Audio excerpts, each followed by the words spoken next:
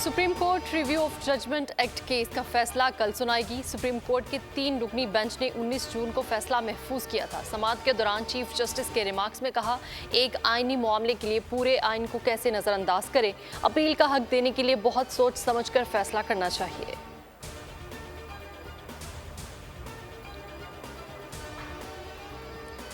निगरान वज़ीर-ए-आज़म के लिए 6 नाम ज़ेरे गौर आए हैं। अभी नाम सामने नहीं आएंगे। ऑपोजिशन लीडर राजा रियाज की वज़ीर-ए-आज़म शहबाज शरीफ से मुलाकात के बाद गुफ्तगू। कहा, वज़ीर-ए-आज़म के 3 नामों पर मशवरा करूंगा, वो भी मेरे 3 नामों पर मुशावरत करेंगे। हतमी फैसले तक किसी का नाम जाहिर नहीं करेंगे। फैसला हुआ है कि कल एक मुलाकात और करेंगे। वज़ीर-ए-आज़म से दरख्वास्त की है कि मामला कल तक ले जाएं तो बेहतर है। 16 माह का अरसा चैलेंजेस से भरपूर था। जो फैसले किए उनके हकाइक से सेक्रेटरीज और वुज़रा वाकिफ हैं। मुश्किलात को एक सबक के तौर पर याद रखूंगा। वज़ीर-ए-आज़म की वफाकी सेक्रेटरीज से अलविदाई मुलाकात। कहा, मुश्किल से मुश्किल मसाइल के हल के लिए रास्ते तलाश किए। मखलूत हुकूमत बहुत अच्छे तरीके से चलाई गई। ये तारीख का हिस्सा होगा कि इत्तेहादी हुकूमतें भी चल सकती हैं। कौमी असम्बली और वफाकी काबीना तहलील। सदर ने समरी पर दस्तखत कर दिए। निगरान वज़ीर-ए-आज़म के इंतखाब तक शहबाज शरीफ वज़ीर-ए-आज़म रहेंगे। कौमी असम्बली मुकर्ररा मुद्दत से 3 रोज़ कबल तहलील हुई। मुद्दत 12 अगस्त को रात 12 बजे मुकम्मल होना थी। निगरान हुकूमत को 90 रोज़ में इंतखाबात करवाना होंगे। डिप्टी स्पीकर और तमाम पार्लिमानी सेक्रेटरीज की भी छुट्टी। स्पीकर परवेज़ अशरफ अगले स्पीकर के हल्फ उठाने तक ओहदा संभालेंगे।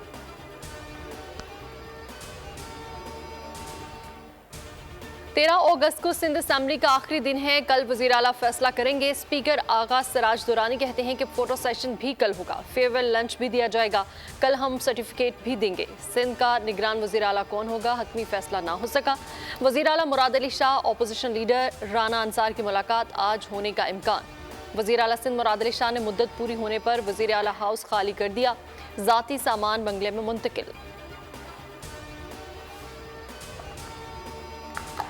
खैबर पख्तूनख्वा के निगरान वज़ीर आला मोहम्मद आज़म खान की ज़ेर सदारत सूबाई काबीना का इजलास। काबीना के बेशतर अरकान ने अपने इस्तीफ़े निगरान वज़ीर आला को पेश कर दिए। निगरान वज़ीर इत्तलात फिरदौस जमाल का कहना है कि कुछ अरकान ने मुस्ताफ़ी होने के लिए वक्त मांगा है। इलेक्शन कमीशन ने निगरान वज़रा को ओहदों से हटाने का हुक्म दिया था। बलोचिस्तान असम्बली कब तहलील होगी, निगरान सेटअप पर कब तकर्रुर होगा, तारीख का तयन ताहाल ना हो सका। हुकूमती ज़रा के मुताबिक असूली तौर पर सूबाई असम्बली को 12 अगस्त को तहलील होना चाहिए, लेकिन अगर निगरान वज़ीर आला का मामला पहले तय हुआ तो असम्बली 11 अगस्त को तहलील हो सकती है। वज़ीर आला बलोचिस्तान आज से राब्ते और मुलाकातें शुरू करेंगे। क्वेटा के इलाके मोतीराम रोड फूल बाजार में दुकान पर दस्ती बम हमला। 1 बच्चे समेत 3 अफराद जख्मी। अस्पताल में बच्चे की हालत तशवीशनाक। धमाके के बाद फायरिंग भी की गई। नामालूम शरपसंदों ने मोतीराम रोड पर चम्मू के स्टॉल्स को दस्ती बम से निशाना बनाया। सिक्योरिटी फोर्सेज ने जाय वकुआ का घेराव कर लिया। मुल्जिमान की तलाश जारी।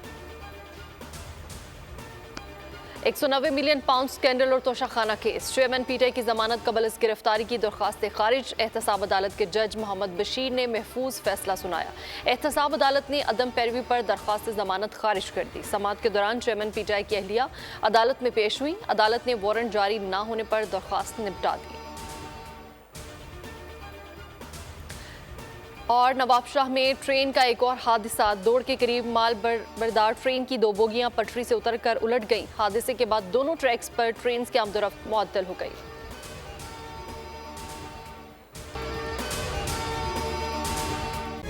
तारीख का अमीर,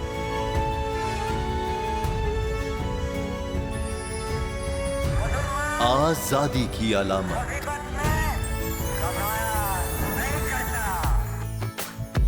हुस्न का आईनादार, फिक्रो नजरिए की अक्कास, सरफराजी का गवाह, यानी हम सबका निगहबान पाकिस्तान।